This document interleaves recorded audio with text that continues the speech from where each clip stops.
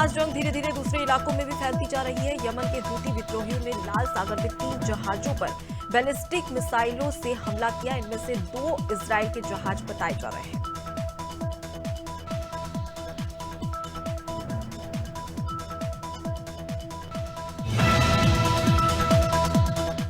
Israel और Hamas के बीच जारी जंग का असर अमेरिका की सियासत पर भी पड़ रहा है। 9 स्विंग स्टेट के मुस्लिम नेताओं ने इजरायल को समर्थन देने के लिए प्रेसिडेंट जो बाइडेन के खिलाफ मोर्चा खोल दिया है। इनका कहना है कि जो बाइडेन को दोबारा प्रेसिडेंट नहीं बनने देंगे।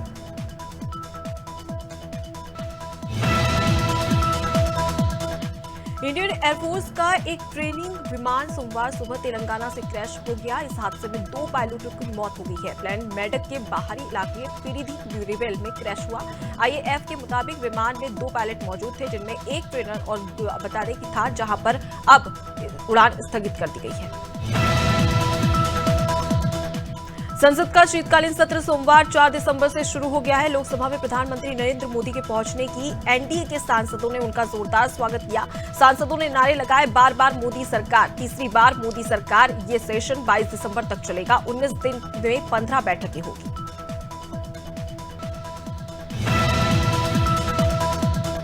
राजस्थान, मध्य प्रदेश और छत्तीसगढ़ विधानसभा चुनाव में बीजेपी की जीत के बाद दिल्ली में पार्टी हेडक्वार्टर पहुंचे प्रधानमंत्री नरेंद्र मोदी ने कहा कि कुछ लोग तो कह रहे थे कि आज की हैट्रिक ने 24 की हैट्रिक की गारंटी दे दी है। मैं अपनी माताओं, बहनों और बेटियों के सामने अपने युवा साथियों, किसान भाइयों समेत गरीब भाइयों का नतमस्तक।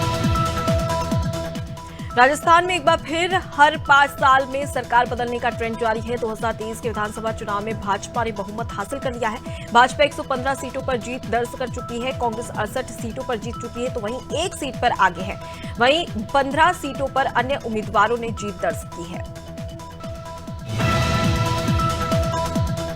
मुख्यमंत्री पुष्कर सिंह धामी ने नई दिल्ली में प्रधानमंत्री नरेंद्र मोदी से मुलाकात की। सीएम ने प्रधानमंत्री को वैश्विक निवेश सम्मेलन के उद्घाटन के लिए आमंत्रित किया। यह सम्मेलन देहरादून में 8 और 9 दिसंबर को आयोजित हो रहा है। मुख्यमंत्री ने प्रधानमंत्री मोदी को श्रमिकों के रेस्क्यू के दौरान दिए गए मार्गदर्शन का आभार भी व्यक्त किया। उत्तराखंड की राजधानी देहरादून में 8 और 9 दिसंबर को ग्लोबल इन्वेस्टर समिट का आयोजन होने जा रहा है। इस समिट का उद्घाटन प्रधानमंत्री नरेंद्र मोदी करेंगे। आयोजन को लेकर सीएम धामी ने कहा कि समिट से उत्तराखंड में बड़ी संख्या में इन्वेस्टर आएंगे और वो यहां पर उद्योग लगाएंगे।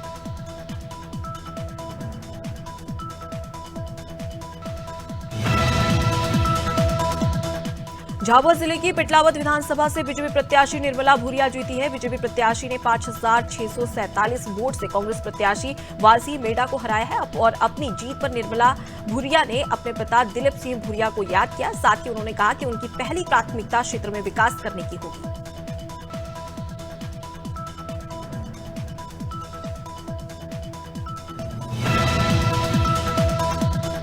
राजगढ़ जिले की पांचों विधानसभा सीट पर बीजेपी की रिकॉर्ड तोड़ जीत हुई है। खिलचीपुर में कांग्रेस के दिग्गज नेता प्रियव्रत सिंह हारे। वहीं राजगढ़ सीट से कांग्रेस नेता बापू सिंह तंवर को हार मिली है। सारंगपुर से बीजेपी प्रत्याशी गौतम टेटवाल जीते, तो वहीं ब्यावरा और नरसिंहपुर से बीजेपी प्रत्याशी नारायण सिंह और मोहन शर्मा विजयी हुए।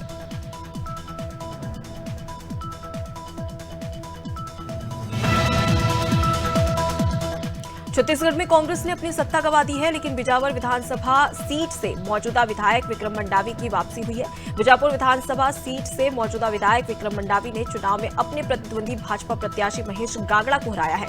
कांटे की टक्कर के मुकाबले में मंडावी ने महेश गागड़ा को 2706 वोटों से पराजित किया। रतलाम के आलोट विधानसभा में डॉक्टर चिंतामन मालवीय ने बीजेपी से एक ऐतिहासिक जीत हासिल की है, जो अभी तक आलोट के इतिहास में सबसे बड़ी जीत बताई जा रही है। जीत के बाद तालनगर में चिंतामन मालवीय का बैंड, नगाड़ों और साथ ही ढोल के साथ में आतिशबाजी कर जमकर स्वागत किया गया और विजय जुलूस भी निकाला गया। उत्तराखंड के मुख्यमंत्री पुष्कर सिंह धामी ने 4 राज्यों के आए चुनावी परिणामों को लेकर प्रतिक्रिया दी है। उन्होंने कहा कि देश की जनता केवल मोदी जी की गारंटी पर ही भरोसा करती है। मध्य प्रदेश में हमने सत्ता में वापसी की है। छत्तीसगढ़ और राजस्थान में हम भारी बहुमत से जीते हैं। तेलंगाना में भी हमारा वोट प्रतिशत बढ़ा है।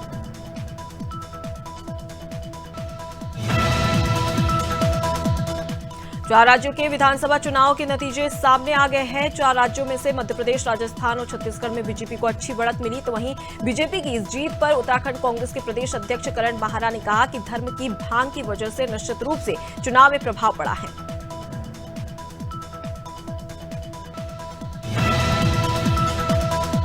तीन राज्यों में बीजेपी की जीत के बाद मसूरी में बीजेपी कार्यकर्ताओं ने जमकर जश्न मनाया। इस मौके पर बीजेपी कार्यकर्ता ने पिक्चर पैलेस चौक पर आतिशबाजी कर एक दूसरे को मिठाई खिलाकर खुशी की बधाई दी।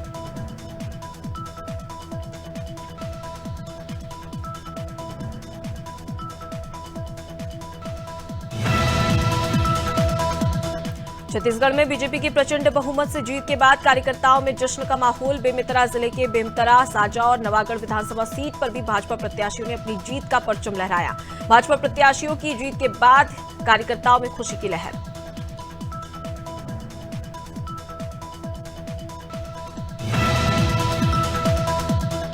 मध्य प्रदेश में चुनावी नतीजे आने के बाद जश्न का माहौल है। झाबुआ विधानसभा से कांग्रेस प्रत्याशी डॉक्टर विक्रांत भूरिया 15,693 वोट से जीते, जिसके बाद वो निर्वाचन आयोग अधिकारी से विधायक का प्रमाण पत्र लेने स्ट्रांग रूम सेंटर पहुंचे। विक्रांत भूरिया ने अपनी जीत की वजह उनके पिता कांतिलाल भूरिया का कुशल नेतृत्व और कुशल मार्गदर्शन बताया। छत्तीसगढ़ के रायगढ़ जिले की 4 में से 3 सीटों पर कांग्रेस तो 1 सीट पर बीजेपी प्रत्याशी ने जीत दर्ज की है। रायगढ़ जिला कांग्रेस का गढ़ माना जाता है। हालांकि इस बार कांग्रेस को 1 सीट का नुकसान हुआ है। हाई प्रोफाइल रायगढ़ विधानसभा सीट से भाजपा प्रत्याशी ओपी चौधरी ने 64,443 मतों से जीत दर्ज की है।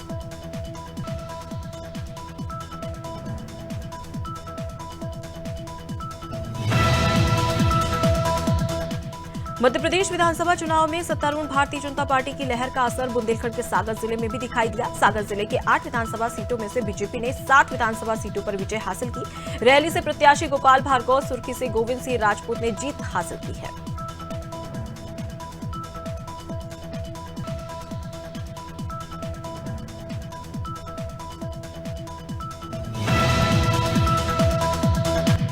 सूरजपुर के 3 विधानसभा प्रेमनगर, भटगांव और साथ ही प्रतापपुर में कांग्रेस का सुपड़ा साफ हो गया है, जहां तीनों विधानसभा सीटों पर एक साथ पहली बार भाजपा ने जीत हासिल की है।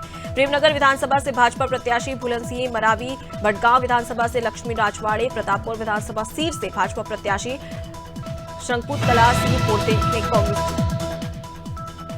4 राज्यों में हुई मतगणना के नतीजे ने सबको चौंका दिया है। बीजेपी 3 राज्यों में सत्ता पर काबिज हो चुकी है, वहीं कांग्रेस सिर्फ एक ही राज्य में अपना खाता खोल सकी है। इसी को लेकर कांग्रेस पार्टी प्रदेश अध्यक्ष अजय राय ने कहा कि भारतीय जनता पार्टी ने लोक लुभावना वादों से जनता को ठगा है। 2024 के लोकसभा चुनाव में हम मजबूती के साथ लड़ेंगे। छत्तीसगढ़ में चुनावी नतीजे साफ होने के बाद जश्न का माहौल है। अकलतरा विधानसभा में कांग्रेस से राघवेंद्र सिंह ने जीत हासिल की। कांग्रेस प्रत्याशी ने विजेंद्र प्रत्याशी सौरभ सिंह को 22,758 वोटों से हराया।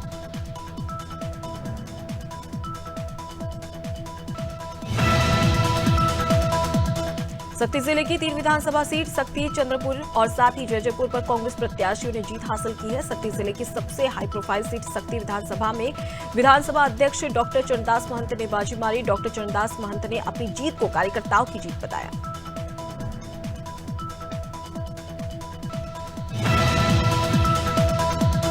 छत्तीसगढ़ के हाई प्रोफाइल सीटों में एक अंबिकापुर विधानसभा सीट पर बीजेपी ने बाजी मार ली है। भाजपा के राजेश अग्रवाल ने प्रदेश के डिप्टी सीएम टीएस सिंहदेव को 94 मतों से हराया। राजेश अग्रवाल ने कहा कि वो जीत के लिए पहले से आश्वस्त थे।